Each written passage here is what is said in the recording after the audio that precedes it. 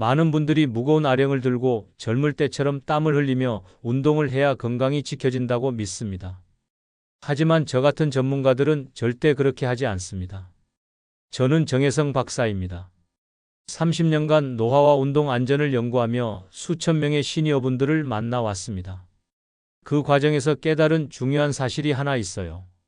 나이가 들면 우리 몸의 근육과 관절, 심장은 젊을 때와는 전혀 다르게 반응한다는 겁니다. 많은 분들이 운동은 무조건 강하게 해야 한다고 생각하시는데 이건 정말 위험한 오해입니다. 시니어분들에게는 피해야 할 운동들이 분명히 있어요. 잘못된 운동 하나가 평생 걷지 못하게 만들 수도 있거든요. 그래서 제가 직접 경험한 연구와 사례를 통해 오늘은 반드시 피해야 할 운동 6가지를 알려드리겠습니다. 이런 운동들을 계속하시면 건강해지기는커녕 오히려 몸을 망가뜨릴 수 있어요. 본격적인 내용을 시작하기 전에 도움이 되실 것 같다면 구독과 좋아요로 응원 부탁드립니다.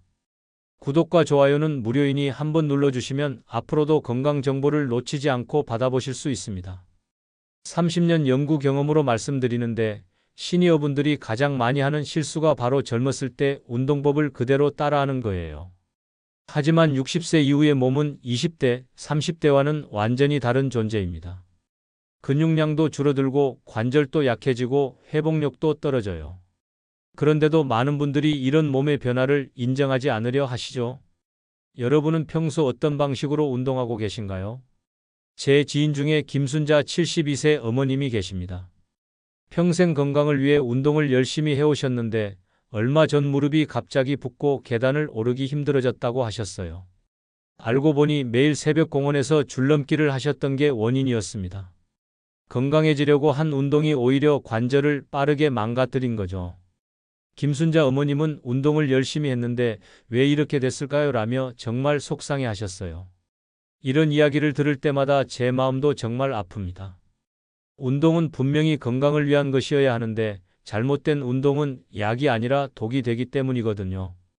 특히 시니어분들은 잘못된 운동 한 번이 몇 달, 심지어 몇 년의 고통으로 이어질 수 있어요. 젊었을 때는 조금 무리해도 금방 회복됐지만 나이가 들면 한 번 다친 곳은 완전히 회복되기가 정말 어렵거든요. 하지만 그렇다고 운동을 포기할 필요는 절대 없습니다. 몸에 맞지 않는 운동을 피하고 안전한 방법으로 바꾸기만 하면 건강을 충분히 지킬 수 있어요. 오늘 이 영상에서 말씀드릴 내용은 여러분의 운동 방식을 완전히 바꿀 수 있는 중요한 지혜입니다. 이 이야기를 끝까지 듣고 실천하셔야만 진정한 변화를 경험할 수 있습니다. 혹시 아직 구독과 좋아요를 누르지 않으셨다면 지금 바로 눌러주세요. 이 채널은 여러분의 건강한 노년을 응원합니다. 끝까지 보시면 왜 지금 당장 여러분의 운동 습관을 바꿔야 하는지 분명하게 깨닫게 되실 겁니다. 김순자 어머님처럼 좋은 의도로 시작한 운동이 독이 되는 경우를 정말 많이 봤어요. 줄넘기뿐만 아니라 무거운 아령, 과도한 스트레칭, 장시간 등산까지 모두 마찬가지예요. 하지만 다행히 김순자 어머님은 제 조언에 따라 운동 방식을 바꾸신 후 무릎 상태가 많이 좋아지셨어요. 이렇게 작은 변화만으로도 충분히 달라질 수 있습니다. 그래서 이제는 시니어분들이 반드시 피해야 할 운동 6가지를 하나씩 자세히 짚어보겠습니다. 줄넘기나 트램펄린, 에어로빅의 강한 점프 동작부터 말씀드리겠습니다. 이런 점프성 운동들이 무릎과 발목에 얼마나 큰 충격을 주는지 아시나요? 우리가 점프했다가 착지할 때 관절에는 체중의 2배에서 3배까지 충격이 전해집니다.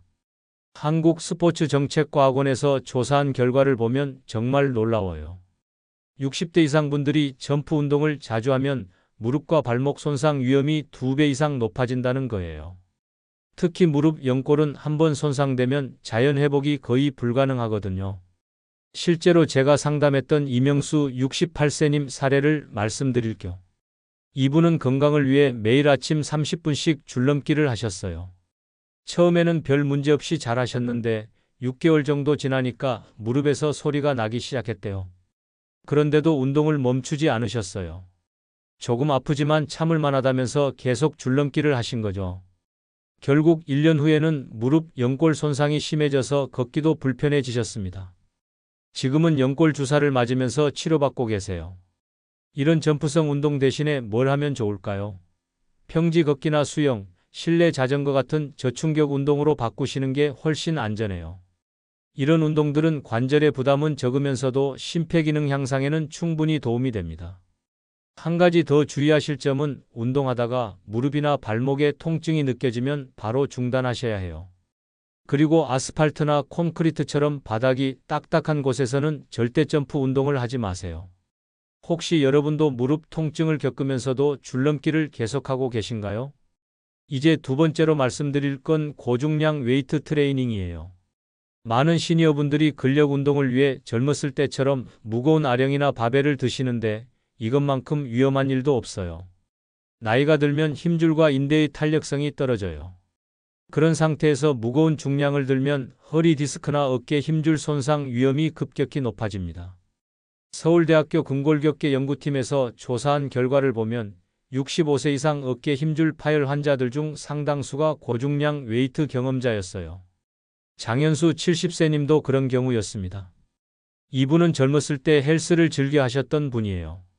70세가 되어서도 예전처럼 무거운 벤치프레스를 하시려고 했죠. 그런데 어느 날 운동 중에 어깨에서 뚝 하는 소리가 났대요. 알고 보니 어깨 회전근개가 완전히 파열된 거였어요. 수술을 받고 몇 달간 재활치료를 받으셨는데 지금도 완전히 회복되지 않아서 일상생활에 불편함을 겪고 계세요. 젊었을 때 드는 무게를 계속 들 수 있을 거라고 생각했는데 정말 후회된다고 하시더라고요. 그럼 근력 운동은 어떻게 해야 할까요? 가벼운 밴드 운동이나 맨몸 근력 운동을 반복하는 방식이 훨씬 안전하고 효과적이에요. 중량을 늘릴 때도 절대 욕심내지 마시고 기존 무게의 10% 이내에서 천천히 조절하셔야 합니다. 혹시 여러분도 아직 젊었을 때 들던 무게를 고집하고 계신가요? 그렇다면 정말 위험한 일이에요. 세 번째는 무릎을 꿇는 동작들이에요. 바닥에서 무릎을 꿇고 하는 시업이나 스트레칭 같은 것들 말이에요. 이런 동작들이 관절 연골을 얼마나 빠르게 닳게 만드는지 모르는 분들이 많아요. 무릎을 꿇으면 무릎 관절에 체중이 집중적으로 실리면서 연골이 압박을 받아요. 그런데 시니어분들은 연골 재생 능력이 떨어져 있어서 이런 압박이 누적되면 돌이킬 수 없는 손상으로 이어질 수 있어요. 대한정형외과학회에서도 시니어에게는 무릎 꿇는 동작을 최소화하라고 권고하고 있어요. 김영자 74세님이 대표적인 사례예요. 이분은 매일 새벽 바닥에 무릎을 꿇고 기도하면서 스트레칭을 하는 습관이 있으셨어요. 30분 정도 무릎을 꿇고 있다가 일어나시곤 했는데 처음에는 별 문제가 없었대요. 하지만 몇 개월 지나니까 무릎이 붓기 시작했고 계단을 오를 때 통증이 생겼어요. 그런데도 기도는 꼭 해야 한다면서 계속 무릎을 꿇고 하시더라고요. 결국 무릎 통증이 너무 심해져서 병원에 가보니 연골 손상이 상당히 진행되어 있었어요. 이런 경우에는 의자에 앉아서 하는 스트레칭이나 서서 하는 상체 운동으로 바꾸는 게 좋아요. 기도도 의자에 앉아서 하거나 서서 할 수 있잖아요. 무릎에 체중을 싣는 자세는 가능하면 피하시는 게 좋습니다. 혹시 여러분도 무릎이 아픈데도 바닥에서 무릎을 꿇는 습관을 계속 유지하고 계신가요? 네 번째는 과도한 요가나 스트레칭이에요. 많은 분들이 유연성을 기르려면 조금은 아파도 참아야 한다고 생각하시는데 이건 정말 잘못된 생각이에요. 허리를 과도하게 젖히거나 목을 심하게 꺾는 동작은 척추신경을 압박할 수 있어요. 미국 스파인 저널에서 발표한 연구 결과를 보면 정말 놀라워요. 60세 이상 요가 참여자의 30% 이상이 허리 통증 악화를 경험했다는 거예요. 특히 허리를 뒤로 젖히는 동작이나 몸을 심하게 비트는 동작이 문제가 됐어요. 오종호 69세님도 그런 경우였어요. 이분은 TV에서 본 요가 동작을 따라하면서 유연성을 늘리려고 무리하게 몸을 비틀고 젖히셨어요. 젊었을 때처럼 유연해지고 싶다면서 아픈 것도 참고 계속하셨거든요. 그런데 어느 날부터 허리에서 다리로 내려가는 신경통이 시작됐어요. 밤에 잠도 제대로 못 잘 정도로 아프다고 하시더라고요. 병원에서 검사해보니 무리한 스트레칭으로 인해 척추신경이 압박을 받은 거였어요. 안전한 스트레칭은 따로 있어요. 고양이 자세처럼 등을 둥글게 만드는 동작이나 무릎을 가슴으로 당기는 동작, 목을 가볍게 좌우로 돌리는 정도면 충분해요. 절대 통증이 있는 상태에서 억지로 더 늘리려고 하지 마세요. 혹시 여러분도 유연성을 위해 몸을 억지로 비틀고 계신가요? 통증이 있으면 즉시 중단하셔야 해요. 다섯 번째는 장시간 걷기나 등산이에요. 건강을 위해 하루에 10,000보, 20,000보를 걸어야 한다고 생각하시는 분들이 많은데 시니어분들에게는 이게 오히려 독이 될 수 있어요. 하루 20,000보 이상 걷거나 가파른 산을 오르면 무릎과 심장에 상당한 과부하가 와요. 대한노인병학회 보고를 보면 70세 이상 분들이 장거리 등산 후 무릎 손상과 심혈관 응급 사례가 상당히 많았다고 해요. 박상규 73세님이 대표적인 사례입니다. 이분은 건강을 위해 매일 근처 산을 오르셨어요. 왕복 2시간 정도 걸리는 코스였는데 산에 오르면 기분도 좋고 운동도 되니까 일석이조라고 하시면서 비가 오는 날 빼고는 매일 다니셨어요. 처음 몇 달은 괜찮았어요. 오히려 체력이 좋아진 것 같다고 하시더라고요. 그런데 1년 정도 지나니까 무릎에서 소리가 나기 시작했고 산을 내려올 때 특히 아프다고 하셨어요. 그런데도 조금 아프지만 참을 만하다면서 계속 다니셨죠. 결국 무릎 연골이 심하게 손상됐고 어느 날은 산에서 숨이 너무 차서 중간에 쉬어야 했대요. 심장에도 부담이 온 거였죠. 지금은 평지 걷기로 바꾸셨는데 왜 진작 그렇게 하지 않았을까 하고 후회하고 계세요. 하루 30분 정도 평지를 걷거나 실내 자전거를 타는 것만으로도 충분히 건강 효과를 볼 수 있어요. 운동 중에 무릎 통증이나 호흡 곤란이 있으면 즉시 쉬셔야 해요. 혹시 여러분도 지금 매일 장시간 산행을 하고 계신가요? 마지막 여섯 번째는 격투기나 충격 스포츠예요. 태권도, 킥복싱, 격투기 같은 운동들은 시니어분들에게는 정말 위험해요. 낙상과 골절 위험이 너무 크거든요. 특히 골다공증이 있는 고령자는 충격성 운동을 할 때 골절 위험이 3배 이상 높아진다는 연구 결과가 있어요. 넘어지기만 해도 고관절이나 손목 골절로 이어질 수 있어요. 조성호 76세님이 그런 경우였어요. 이분은 젊었을 때 태권도를 하셨던 분이라 다시 시작하고 싶으셨대요. 몸이 기억하고 있으니까 괜찮을 거다라고 생각하시고 태권도장에 등록하셨어요. 처음에는 기본 동작부터 천천히 시작하셨는데 몇 주 지나니까 자신감이 생기셨나 봐요. 발차기 연습을 하다가 중심을 잃고 넘어지셨는데 그때 고관절이 골절됐어요. 수술을 받고 몇 달간 휠체어 생활을 하셨어요. 이런 충격적인 운동 대신에 태극권이나 타이치, 가벼운 필라테스 같은 균형 운동으로 바꾸는 게 훨씬 좋아요. 이런 운동들은 근력과 균형 감각을 기르는데도 도움이 되면서 안전하거든요. 낙상 위험이 있는 환경은 반드시 피하셔야 해요.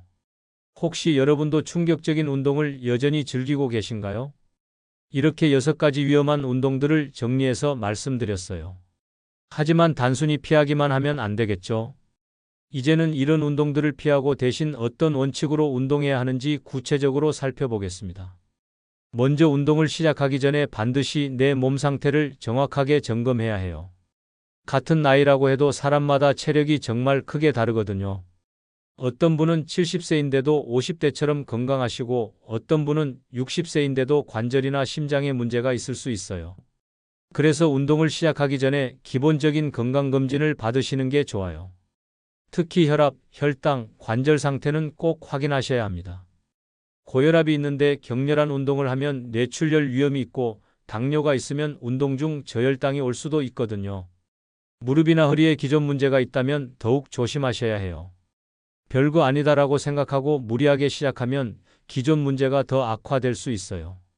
혹시 여러분은 몸 상태 확인 없이 바로 운동을 시작하고 계신가요? 두 번째로 중요한 건 운동 강도를 제대로 조절하는 거예요. 이걸 판단하는 아주 간단한 방법이 있어요. 운동 중에 옆 사람과 대화가 가능하면 안전한 강도라고 보시면 돼요. 반대로 숨이 너무 차서 말이 제대로 안 나온다면 과도한 운동이에요. 특히 심혈관 질환이 있으신 분들에게는 고강도 운동이 정말 치명적일 수 있어요. 갑작스런 심장마비로 이어질 수도 있거든요. 그래서 하루 30분, 주 5회 정도의 중등도 운동을 권장드려요. 중등도 운동이라는 게 뭐냐면 약간 땀이 나고 심장이 조금 빨리 뛰지만 대화는 가능한 정도예요. 평지를 조금 빠르게 걷거나 실내 자전거를 천천히 타는 정도라고 보시면 됩니다. 여러분은 운동할 때 숨이 차서 대화가 힘들 정도로 하시나요? 세 번째는 균형을 확보하는 거예요. 나이가 들수록 균형 감각이 떨어지는 건 자연스러운 현상이에요. 하지만 이걸 방치하면 낙상 위험이 계속 커져요. 65세 이상 낙상 사고의 대부분이 균형 감각 저하 때문이거든요. 그래서 러닝머신처럼 빠르게 움직이는 기계나 험한 산길 같은 곳은 피하시는 게 좋아요. 대신 태극권이나 의자를 잡고 하는 균형 잡기 운동, 평지에서 하는 걷기 같은 운동이 훨씬 안전해요. 태극권은 특히 시니어분들에게 정말 좋은 운동이에요. 천천히 움직이면서 균형 감각을 기르고 근력도 강화할 수 있거든요. 의자를 잡고 한 발로 서기 연습을 하는 것만으로도 균형 감각이 많이 좋아져요. 혹시 여러분은 넘어질 뻔한 경험이 있으신가요? 네 번째는 운동량을 점진적으로 늘려가는 거예요. 시니어분들은 회복 속도가 젊은 사람보다 느려요. 그런데 갑자기 운동량을 확 늘리면 몸이 적응하지 못해서 부상 위험이 커져요. 기본 원칙은 운동 시간을 한 번에 10% 이상 늘리지 않는 거예요. 예를 들어 하루 20분 걷던 분이라면 다음 주에는 22분으로 늘리는 정도가 적당해요. 2분밖에 안 늘리는 거라 너무 적다고 생각하실 수도 있지만 이렇게 천천히 늘려가는 게 안전하고 효과적이에요. 급하게 늘리려고 하시는 분들이 많은데 건강 개선은 하루아침에 이루어지는 게 아니에요. 몇 개월, 몇 년에 걸쳐 천천히 좋아지는 거거든요. 여러분은 운동량을 한 번에 확 늘려본 적 있으신가요? 다섯 번째는 휴식과 회복의 중요성이에요. 많은 분들이 운동만 열심히 하면 된다고 생각하시는데 회복은 운동만큼이나 중요해요. 특히 시니어분들은 회복에 더 많은 시간이 필요하거든요. 같은 부위를 매일 운동하면 손상이 누적돼요. 근육이나 관절이 회복할 시간이 없으니까 오히려 약해질 수 있어요. 그래서 운동 후에는 최소 하루 이상 회복 시간을 두시는 게 좋아요. 운동 후에는 가벼운 스트레칭을 해주시고 따뜻한 물로 샤워하시고 충분한 수분을 보충해 주세요. 잠도 충분히 자셔야 해요. 수면 중에 우리 몸이 회복되거든요. 혹시 여러분은 매일 똑같은 부위를 무리해서 운동하고 계신가요? 마지막으로 내 몸에 맞는 운동을 선택하는 게 중요해요. 시니어분들에게는 저강도 유산소 운동, 가벼운 근력 운동, 균형 운동의 조화가 가장 좋아요. 이 세 가지를 적절히 섞어서 하시면 전체적인 체력 향상에 도움이 돼요. 주변 사람과 비교하면서 무리하지 마세요. 옆집 할머니는 산에 매일 다니는데 나는 왜 못하지? 이런 생각은 정말 위험해요. 사람마다 체력도 다르고 건강 상태도 다르거든요. 제가 추천하는 조합은 걷기, 밴드 운동, 태극권이에요. 걷기로 심폐기능을 키우고 밴드 운동으로 근력을 기르고 태극권으로 균형 감각을 개선하는 거죠. 이 세 가지만 꾸준히 하셔도 건강 관리에는 충분해요. 지금 하시는 운동이 정말 내 몸에 맞는 운동인지 한번 돌아보세요. 운동 후에 너무 피곤해서 일상생활이 힘들다면 강도가 너무 센 거예요.